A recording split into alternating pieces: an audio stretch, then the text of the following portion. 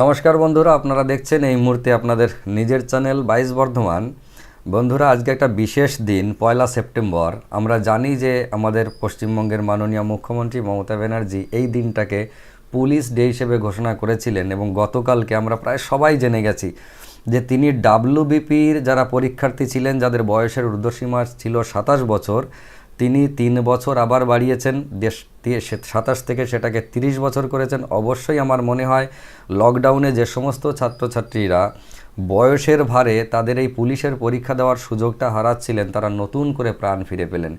এই সুযোগটা ভীষণভাবে কাজে লাগাতে হবে, কেননা 27 থেকে বয়স 30 হলো, এটা অবশ্যই আনন্দের খবর। কিন্তু আরও একটা আনন্দের বিষয় হচ্ছে যে মারাত্মকভাবে কম্পিটিশন বাড়বে, ফলে এই কম্পিটিশনকে আপনাকে টিকে থাকতে গেলে পড়াশোনা ভীষণভাবে করতে হবে। মুখ্যমন্ত্রী আজকের 1 সেপ্টেম্বরের কথা মাথায় রেখে যে ঘোষণা করেছেন, যে সুসংবাদ দিয়েছেন, আমরা বিশ্বাস ইনস্টিটিউটের তরফ থেকে সর্বকালের সবথেকে বড় একটা ডিসিশন নিয়েছি। সেটা হচ্ছে এই ডাব্লিউবিপি পরীক্ষার্থীদের জন্য, যারা আমাদের কাছে টাকা পয়সার জন্য পড়তে পারছিলেন না, টাকা পয়সার অভাবের জন্য পড়তে পারছিলেন না, তাদের জন্য এই খবর।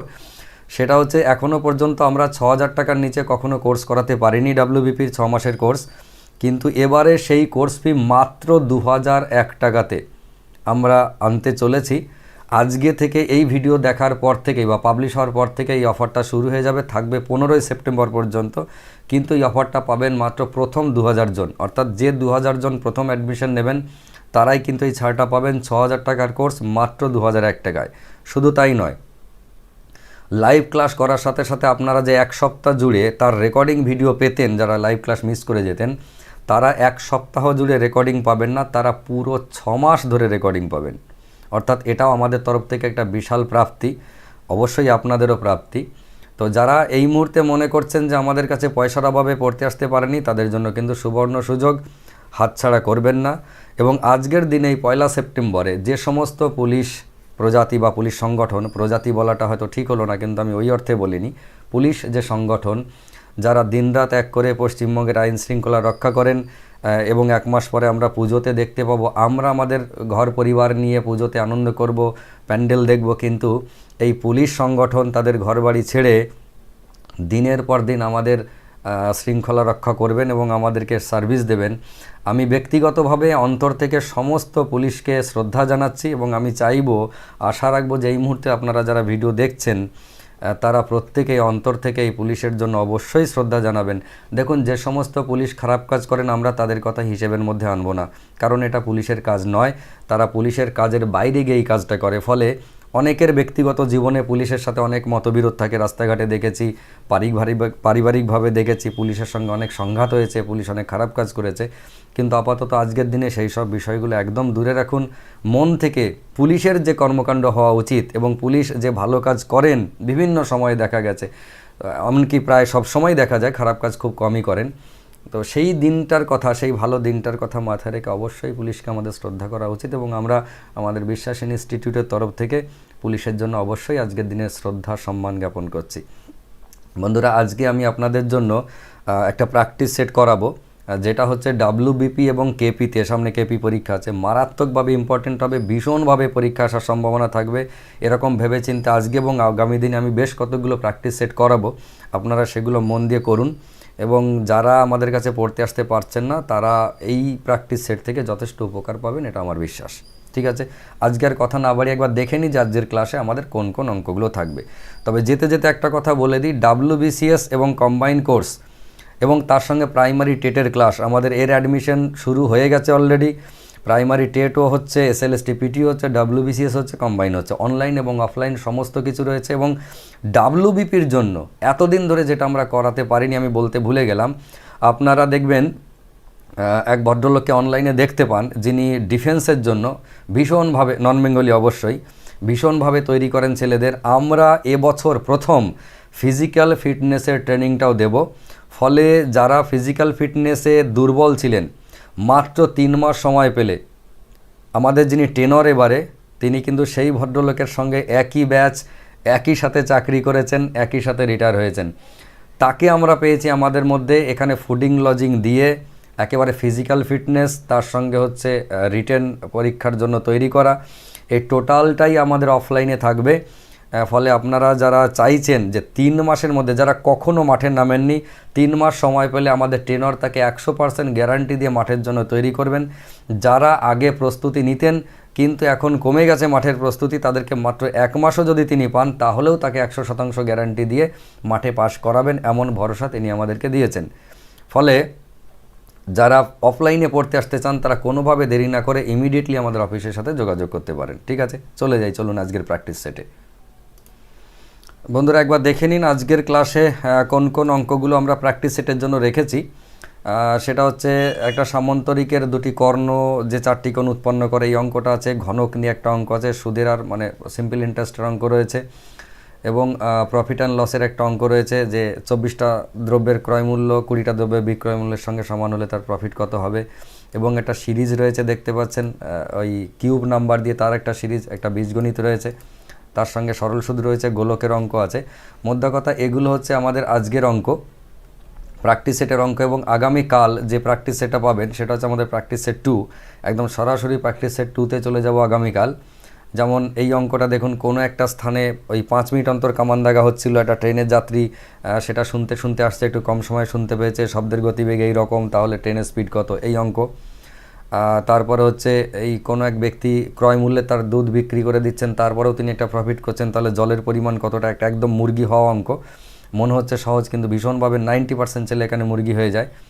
গরুর দাম আর ঘোড়ার দাম দিয়ে এর মূল্য বৃদ্ধি, ওর মূল্য বৃদ্ধি, এটা দিয়ে একটা অঙ্ক আছে, আয়তক্ষেত্র দিয়ে অঙ্ক আছে, এবং সবচেয়ে বড় ব্যাপার রান্নাঘরে আগুন জ্বলার একটা অঙ্ক আছে, যেটা 2018 সালের WPPতে পরীক্ষায় এসেছিল। এটা যে একটা রান্নাঘরে যতক্ষণ আগুন জ্বলে ততক্ষণ ঘড়িটা স্লো চলে, যখন আগুন জ্বলে না তখন সে ফাস্ট চলে নির্দিষ্ট সময়ের থেকেও।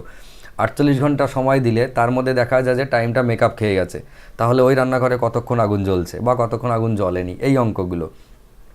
তারপরে ধরুন কোনো একটা ম্যাচ সপ্তদশবার খেলার মানে 17th ম্যাচে সে 85 রান করেছে, এবং দেখা গেছে পূর্বের 16টা ম্যাচের গড় রান 3 রান করে বেড়ে গেছে, তাহলে 17তম ম্যাচের রান কত, বা ওই 16টা ম্যাচের গড় রান কত ছিল, এই যে বিষয়গুলো, এই অঙ্কগুলো প্র্যাকটিস সেট 2-এ থাকবে, এবং আজকে থাকবে আমার প্র্যাকটিস সেট 1। প্র্যাকটিস সেট 1টা করে দেখুন যে কতটা কম সময় অঙ্কগুলো করা যায়। ঠিক আছে, মানে অঙ্ক করার জন্য তো আপনি অগাধ সময় পাবেন না, আপনাকে মিনিমাম একটা সময় 30 সেকেন্ড ম্যাক্সিমাম টাইম পাবেন, অর্থাৎ 10টা অঙ্ক করতে আপনাকে 5 মিনিট সময় দেবেন, বা ম্যাক্সিমাম 6 থেকে 7 মিনিট সময় পাবেন, তার বেশি সময় আপনি পাবেন না। ঠিক আছে, আর কথা না বাড়িয়ে চলে আসুন একবারে সমাধানে চলে আসি। যেমন দেখুন এই অঙ্কগুলো, একটা সামন্তরিকের দুটি কর্ণ যে 4টি কোণ উৎপন্ন করে তার 3টে কোণের সমষ্টি হচ্ছে 300 ডিগ্রি, তাহলে কোণগুলো কী কী হবে? অঙ্কটা দেখে এরকম মনে হচ্ছে, কঠিনও নয় একেবারে সহজও নয়। যখন বললো সামন্তরিকের দুটি কর্ণ এই যে 4টি কোণ উৎপন্ন করে, তার মানে ধরুন এটা একটা সামন্তরিক, টেরা বেঁকা যাই আঁকি না কেন এটা একটা সামন্তরিক।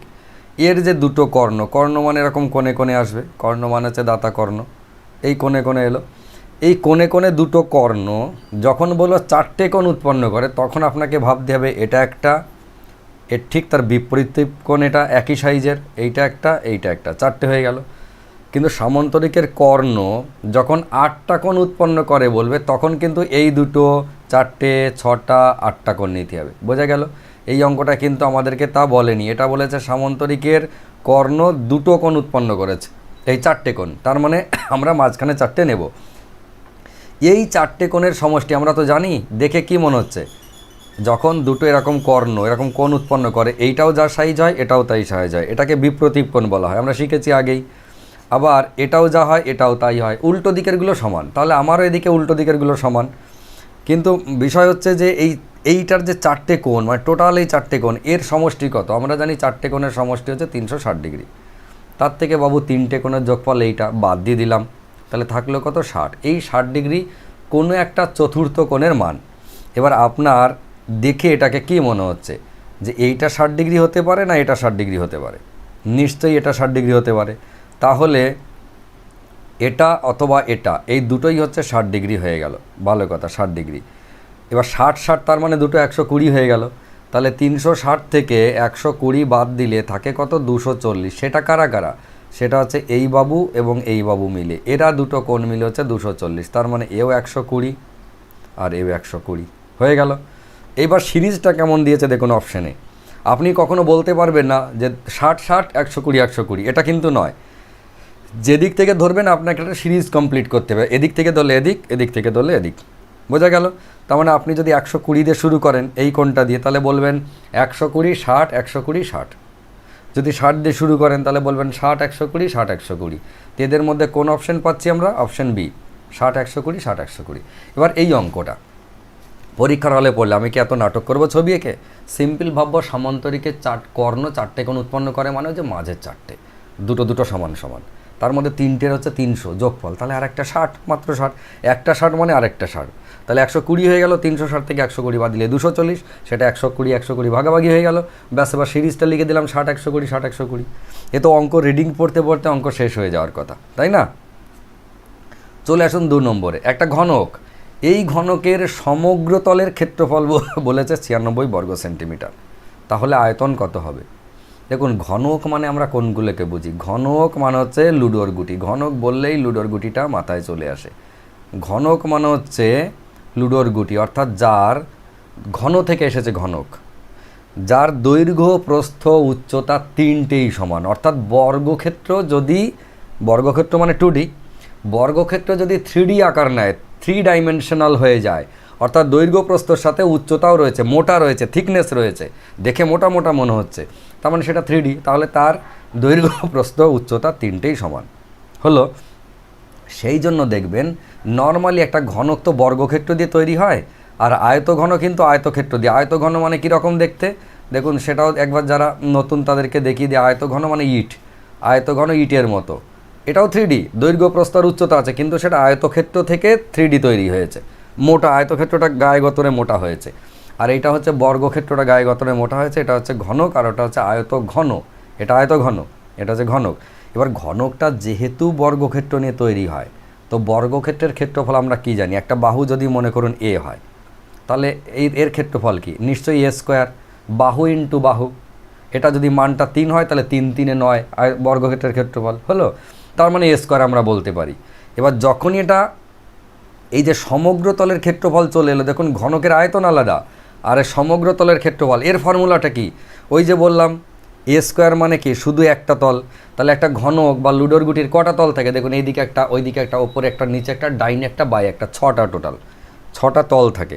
তাহলে 6টা তল, একটা তলের ক্ষেত্রফল যদি এ স্কোয়ার হয়, তাহলে 6টা তলের ক্ষেত্রফল নিশ্চয়ই 6a স্কোয়ার। ওই জন্য ঘনকের সমগ্র তলের ক্ষেত্রফল হচ্ছে 6a স্কোয়ার।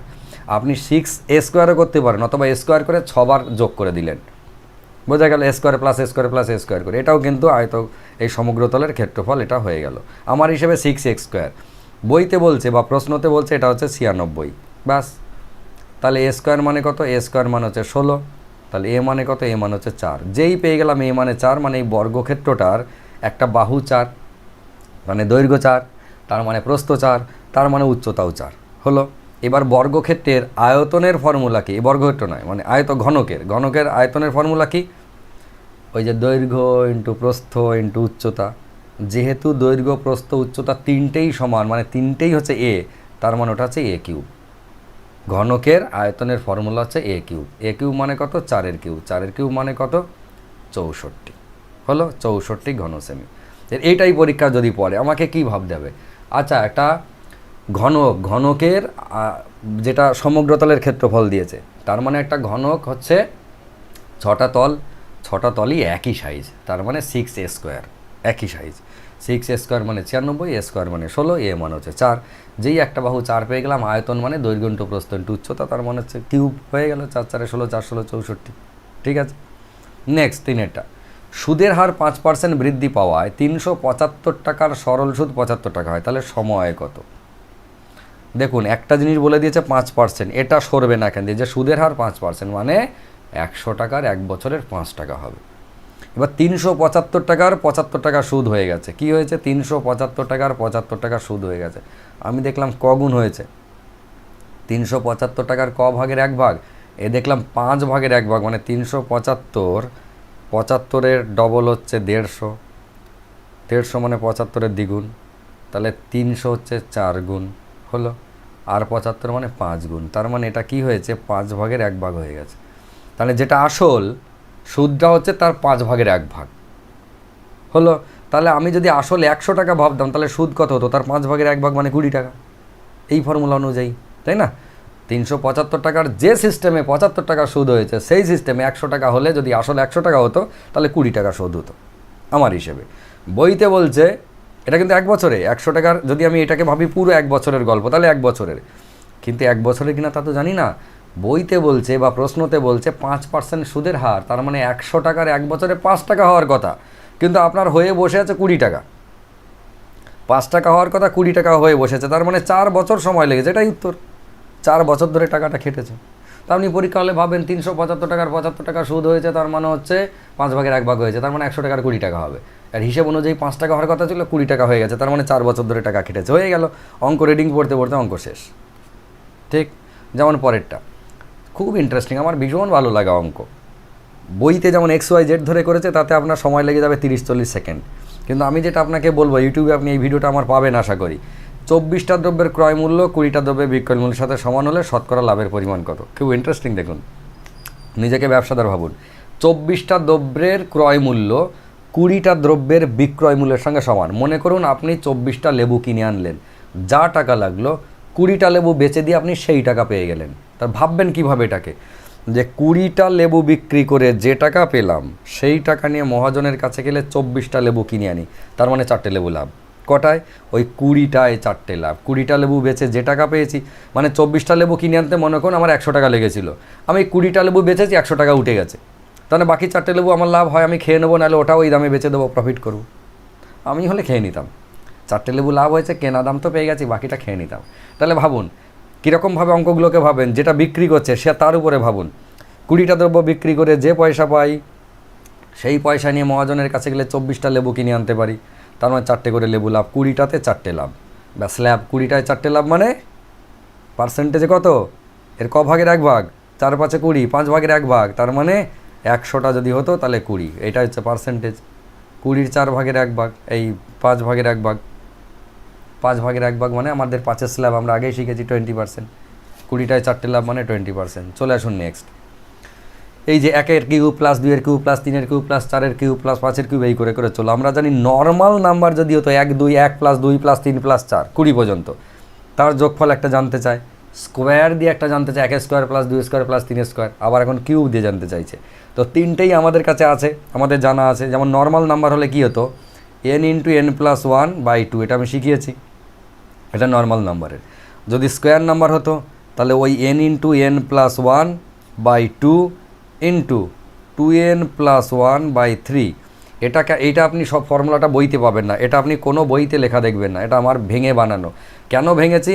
কারণ হচ্ছে এই প্রথম যে পার্টটা n × n+1/2 এটা আমার আগে থেকে মুখস্থ, তাই ওটাকেই কাজে লাগিয়ে ওর সঙ্গে 2n+1/3 এটা কাজে লাগালাম। এটা হচ্ছে স্কোয়ারের। আর আজকের যে অঙ্কটা আমাদের এসেছে কিউবের, সেটা জাস্ট এই প্রথম ফর্মুলাটারই কপি, n × n+1/2 কিন্তু তার হোল স্কোয়ার। এইটা হচ্ছে কিউবের ফর্মুলা। প্রথমটা নর্মাল নাম্বারের, তারপর স্কোয়ার নাম্বারের, তারপর হচ্ছে কিউব নাম্বারের। বোঝা গেল? এটা একটা, এটা দুটো, এটা তিনটে। তাহলে n মানে কত এখানে? n মানে হচ্ছে 20, তাহলে 20 × 21/2 তার স্কোয়ার। তাহলে এটা কাটাকাটি করলে কত হয়? 10, তার মানে 210 তার স্কোয়ার। 210-এর স্কোয়ার আমার মুখস্থ নাই, কিন্তু 21-এর স্কোয়ার তো মুখস্থ আছে। 21 × 441, এই একটা শূন্যর জন্য দুটো শূন্য বসে গেল, মানে 44,100 হচ্ছে উত্তর, অপশানে। তিনটে জিনিসই মাথায় রাখবেন, তিনটেই পরীক্ষায় আসে, ঠিক আছে? পরের অঙ্কটা দেখুন, খুব মজার অঙ্ক এটা। এই অঙ্কটা টাইম কনজিউমিং অঙ্ক, অর্থাৎ পরীক্ষার হলে স্টুডেন্টকে বিভ্রান্ত করার অঙ্ক। কীরকম? প্রথমে আছে দেখুন x - y তার হোল স্কোয়ার, আর নিচে আছে x² - y² সমান যদি 9 হয় তাহলে x + y/x - y এর মানটা কত? এইটাকে দেখার সাথে সাথে খেয়াল করবেন, এটাকে দেখার সাথে সাথে প্রত্যেকে কি করে, x - y তার whole square x² - 2ab + b², যেটা হয় a² - 2b + b² ফর্মুলা বসিয়ে দেয়। ওই ফর্মুলা বসানো মানেই আপনি ভুল রাস্তায় পা ফেলে ফেলেছেন। হলো, এইবার খানিকটা দূর যাবেন, সময় নষ্ট হবে, উত্তরে মেলাতে পারবেন, আবার ঘুরে আসতে হবে। ওই জন্য টাইম কিলিংয়ের কিছু অঙ্ক পরীক্ষার হলে আপনি পাবেন, কিন্তু মাথায় রাখতে হবে যে কোন অঙ্কটা আমি কোন রাস্তায় যাব, তার জন্য আপনাকে একটু অভ্যেস দরকার। যেমন ওপরে আছে x - y তার হোল স্কোয়ার, নিচে কি আছে x square minus y square, এটা তো স্কোয়ার মাইনাস বি স্কোয়ারের ফর্মুলা সমান নয়, আমরা একবারেই বুঝে গেছি। কিন্তু ওপরেরটা, এটার আর কোনো রাস্তা নাই, কিন্তু ওপরেরটার রাস্তা আছে দুটো, ভুল রাস্তায় চলে গেলে ভুল হয়ে গেল। এটাকে আমরা কি করব, মাথায় রাখতে হবে যে আমাকে x plus y by x minus y আমাকে মানটা বার করে আনতে হবে। তাহলে এদেরকে কীভাবে কাজে লাগাবো, দেখুন এই উপরের পার্টটা x minus y into x minus y রেখে দিই। এক্স স্কোয়ার মানে কি এক্স ইন্টু এক্স, তাহলে এক্স মাইনাস ওয়াই তার হোল স্কোয়ার মানে x minus y into x minus y রেখে দিলাম। আর নিচের লাইনে এ স্কোয়ার মাইনাস বি স্কোয়ারের formula x plus y into x minus y সমান নয়।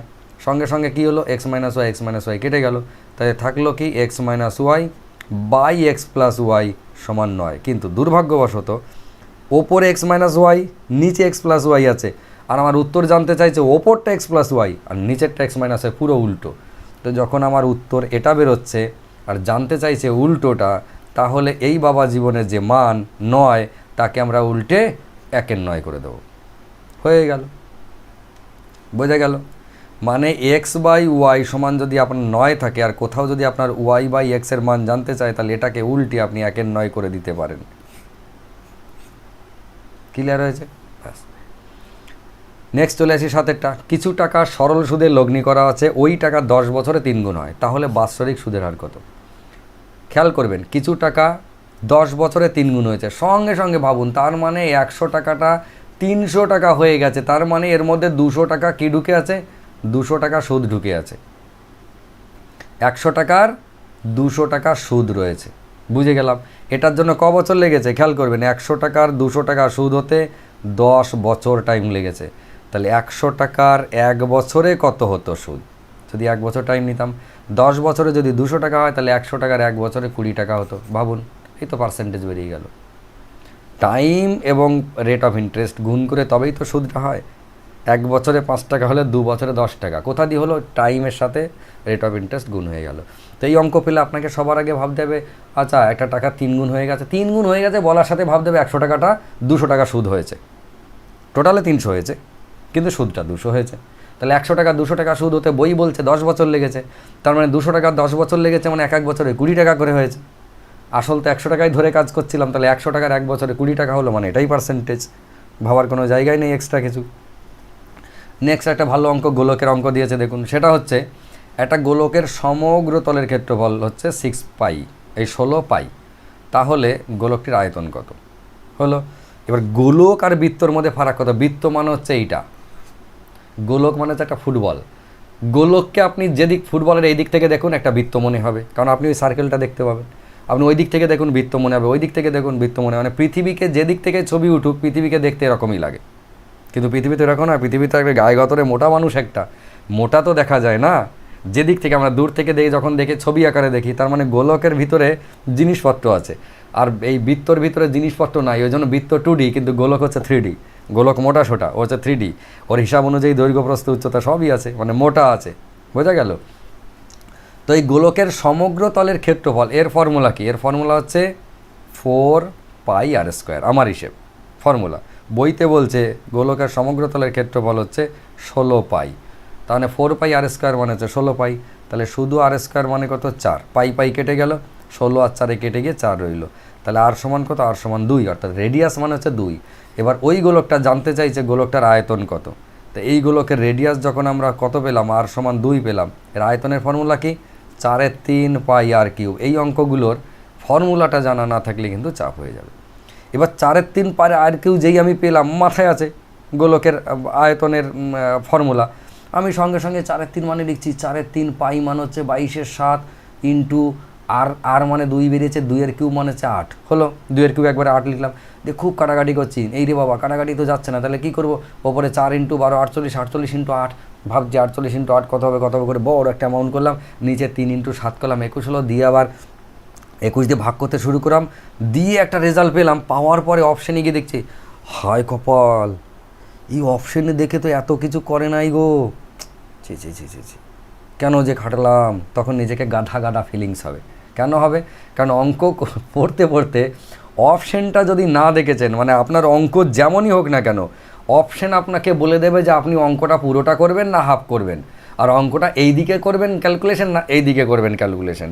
ফলে আপনাকে কিন্তু অঙ্ক দেখার সাথে সাথে অপশন দেখতে হবে। দেখুন এই অঙ্কটা এই কাটাকাটি গুণফুন করার পরে যদি দেখি যে অপশন কিসে দেওয়া আছে, অপশন দেওয়া আছে সোজা এই পাই ফাই সব রেখে দিয়েছে, পাই সমেত রেখে দিয়েছে। তার মানে এই 4-এর 3টা রেখেছে, পাইটা যেমন ছিল রেখে দিয়েছে, ইন্টু 8 রেখে দিয়েছে। তার মানে রেজাল্ট কত?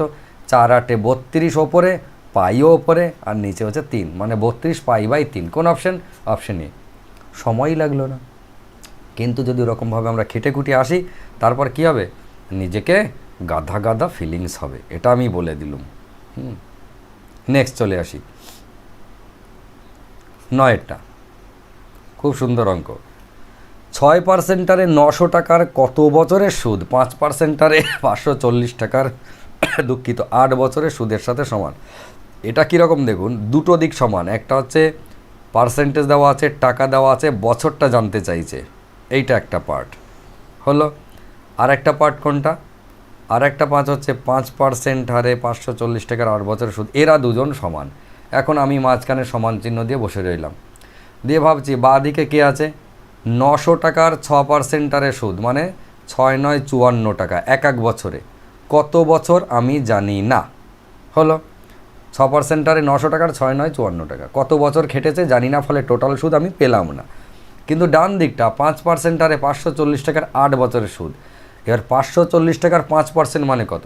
540 টাকা 10% মানে 54 টাকা, 5% মানে হচ্ছে কত? 27 টাকা। ক বছরের সুদ? 8 বছরের সুদ। এই দুটো তো সমান। এবার তখন ডান দিকে 27 ইন্টু 8, তাহলে বাঁ দিকে 54 সাথে এইখানে কত গুণ করলে আপনার ডান দিকের সাথে সমান হবে? যদি মনে হয় বুঝতে পারছি না, এই দুটো গুণ করা লাগবে, লাগবে না। 27কে আপনি 54 বানান, তাহলে 4 থেকে আপনি কেটে 2 চলে গেল নিয়ে এদিকে, হলো। তাহলে 8 থেকে বার করে 2 নিয়ে গেলেন, 27টা 54 হয়ে গেল। আর এখানে কী পড়ে রইল? মানে আমি বলতে চাইলাম এটা মানেও যা, আপনি 54 ইন্টু 8 মানেও তাই। এই জায়গাটা খেয়াল করবেন, কিন্তু এটা আর এটা দুটোই সমান। জাস্ট 27কে ডবল করে দিলাম, 54 করলাম, 8টাকে হাফ করে 4 করে দিলাম। এই 54 ইন্টু 4, ভুল করলাম, 54 ইন্টু 4। 27 ইন্টু 8 মানেও যা, 54 ইন্টু 4 মানেও তাই। তাহলে আমি এটাকে না দেখে আমি এটা মনে মনে ভাববো। বাঁ দিকটা দেখুন 54 সাথে কত গুণ করলে সাথে সমান হবে? সিম্পল 4। মানে আপনি পরীক্ষার হলে কী ভাববেন? অঙ্কটা রিডিং পড়তে পড়তে 900 টাকা 6%-আরে 54 টাকা, কত বছর জানি না, মানে দেওয়া হচ্ছে 54 টাকা। ডান দিকে 540 টাকার 5% মানে 54 টাকার হাফ হচ্ছে 27 টাকা। 8 বছরের মানে 8 ইন্টু 27, দরকার নেই। 54 ইন্টু ড্যাশ 8 ইন্টু 27, তার মানে 54 ইন্টু 4। এদিকে 54 ইন্টু 4 যেই পেলাম, এদিকে তো অটোমেটিক 54 ইন্টু ড্যাশ হয়ে বসে আছে। তার মানে ড্যাশের জায়গাতে বা জিজ্ঞাসা চিহ্নের জায়গাতে 4 হয়ে গেল, কম্পেয়ার করা। নেক্সট একই টাইপের অঙ্ক দেখুন, কিন্তু এটা হচ্ছে ওই অংশীদারি কারবার থেকে। এ এক ভদ্রলোক, জানি না কে, হয়তো আমি হতে পারি অলোক, আর বি এটাও জানি না কে, তবে আমার টাইটেল হতে পারে বিশ্বাস। যাই হোক, এ আর বি দিয়েই কাজ ছিল, অলোক আর বিশ্বাস, রঞ্জনটা নাই। এ 1800 টাকা কিছু দিনের জন্য, এ কী করেছে? 1800 টাকা কিছু দিনের জন্য রেখেছে, জানি না কত দিনের জন্য। কিন্তু বি কী করেছে? 1000 টাকা 9 মাসের জন্য ইনভেস্ট করেছে। দিয়ে এ এবং বি এর লাভ সমান হলে এ কতদিন টাকা ব্যবসায় রেখেছিল? যখনই বলো এ আর বি এর লাভ সমান, তাহলে অংশীদারি কারবারে এ আর বি কখন লাভ সমান পাবে? যখন তাদের ইনভেস্টমেন্টটা সমান হবে। ইনভেস্টমেন্ট রেশিও যদি 1:1 হয়, অর্থাৎ সমান হয়ে যায়, তবে তাদের প্রফিট শেয়ারিং রেশিওটাও সমান। সেই ভাগে আমি 10 টাকা ব্যবসায় দেবো, আপনি 20 টাকা ব্যবসায় কাজে লাগাবেন, তো লাভ হলে আমার থেকে আপনি তো ডবল পাবেন, কারণ আপনি ডবল টাকা দিয়েছেন। কিন্তু ইনভেস্টমেন্টের একটা গল্প আছে, কে কত টাকা কত সময়ের জন্য ইনভেস্ট করে। আমি 10 টাকা 1 বছর ধরে ইনভেস্ট করলাম, আর আপনি 20 টাকা 6 মাস করলেন। হতে পারে টাকাটা ডবল, কিন্তু সময়টা আপনার থেকে আমার ডবল। তার মানে গড়ে সরে আমি আপনি সমান, আপনার আমার ইনভেস্টমেন্ট সমান। বোঝা গেল? আমার টাকাটা 10 টাকা 12 মাস কেটেছে, মানে 120 টাকা হিসেবে 120 টাকা হলো টোটাল 12 ইন্টু 10। আপনার টাকাটা 20 টাকা 6 মাস কেটেছে, 6 দিয়ে 12, সেটাও 120 টাকা। এবার আমি যদি বলি, আপনি যদি বলেন আপনি ডবল টাকা দিয়েছেন, তাহলে আমি বলবো আপনি তো হাফ সময়, আপনার টাকাটা তো 6 মাস কাজে লেগেছেন, আমার টাকাটা তো সারা বছর পড়ে আছে। তো রেশিওটা এইভাবে হয়, কত টাকা ইনভেস্ট করেছি কত দিনের জন্য। এখন এই দুই ভদ্রলোক অলোক এবং বিশ্বাস, এই নাম এবং টাইটেল আমার, এরা দুটো পার্ট সমান, এদের ইনভেস্টমেন্ট রেশিওটা সমান হতে হবে। তাহলে এই দিকে কত হচ্ছে? 9 ইন্টু 1000 মানে 9000 টাকা এর ইনভেস্টমেন্ট হলো। তাহলে বাঁ দিকে 9000 টাকা যদি হতে হয়, 9000 টাকা যদি হতে হয়, তাহলে 18-র সাথে কত গুণ করব? 5 18 90, তার মানে এই জায়গাটায় 5 মাস, 1800 টাকা 5 মাস খাটালেই 9000 টাকা হয়ে যাবে। ডান দিকে তো হয়ে বসে আছে, বোঝা গেল? তাহলে উত্তর হচ্ছে 5 মাস। এটা গেল আমাদের আজকের প্র্যাকটিস সেট 1, প্র্যাকটিস সেট 2টা আগামীকাল আপনারা পাবেন, একই সময় সন্ধ্যে 7টায় পাবেন। কেমন লাগলো সেটা জানাবেন। আর সামনে যেহেতু কেপি পরীক্ষা, ফলে কলকাতা পুলিশের জন্য ভীষণভাবে প্রস্তুতি নিন। আমাদের কাছে যদি আমাদের সঙ্গে নিতে চান তাহলে সেটাও নিতে পারেন। রীতিমতো লাইভ ক্লাস, রেকর্ডিং ক্লাস এবং তার সঙ্গে রীতিমতো প্রতিদিন প্র্যাকটিস করানো হচ্ছে। প্রতিদিন এরকম করে প্র্যাকটিস সেট দেওয়া হচ্ছে সমস্ত বিষয়ের ওপরে। চেষ্টা করছি যতটা পারা যায় ম্যাক্সিমাম লেভেলের স্টুডেন্টকে দেওয়া। আর ডাব্লিউবিপির জন্য যাদেরকে বললাম যে আজকে পুলিশ ডেতে, যারা প্রথম দিকে শোনেননি, পুলিশ ডেতে আমাদের 6,000 টাকার কোর্স মাত্র 2,001 টাকাতে পাবেন। ফেসিলিটি আগের থেকে অনেক বেশি পাবেন। আমি চাইছি গোটা পশ্চিমবঙ্গে এমন কেউ না থাকুক যারা পয়সার অভাবে ডাব্লিউবিপি বা কলকাতা পুলিশের কোর্সটি করতে পারছেন না। আমার মনে হয় 6 মাস যদি পড়াশোনা করতে হয়, রীতিমতো লাইভ ক্লাস, রেকর্ডিং ক্লাস এবং তার সঙ্গে প্র্যাকটিসও একই সঙ্গে পেতে থাকবেন, এরকম প্র্যাকটিস সেট। তো যদি মনে হয় যে আমাদের সঙ্গে আসার দরকার আছে তাহলে অনলাইনের ক্লাসে যুক্ত হয়ে যান। আর যারা ফিজিক্যাল ফিটনেসটাও সঙ্গে নিয়ে রিটেন প্লাস ফিজিক্যাল, থাকা খাওয়া এখানেই করতে চান, আমাদের সপ্তাহে 5 দিন, 4 দিন মিনিমাম ফিজিক্যাল ফিটনেসের ট্রেনিং হবে। কারণ এর থেকে বেশি ছেলেরা নিতে পারে না। এই 4 দিনটা হয়তো 5 দিন হতে পারে, 2 দিন তাকে রেস্ট দিতেই হয়, তা নাহলে তার শরীর অসুস্থ হয়ে যায়। তো রীতিমতো সেই সব দিকে খেয়াল রাখছি আমরা। যদি আপনারা আসতে চান চলে আসতে পারেন। এবং সেই সঙ্গে আরেকটা কথা বলবো যে আমাদের WBCS online offline, combine offline offline, আর হচ্ছে এসএলএসটি পিটি অনলাইন অফলাইন, আর তার সঙ্গে প্রাইমারি টেটের অ্যাডমিশন আমরা হয়তো আজকালের মধ্যে শুরু করব, কারণ এসএসসির কিন্তু একটা বড় সড়ো সম্ভাবনা তৈরি হয়ে গেছে। ঠিক আছে, সবাই ভালো থাকুন, সুস্থ থাকুন, সুন্দর থাকুন এবং দেখতে থাকুন আপনাদের নিজের চ্যানেল 22 বর্ধমান। ফিরছি আবার একটা প্র্যাকটিস সেট নিয়ে। ধন্যবাদ।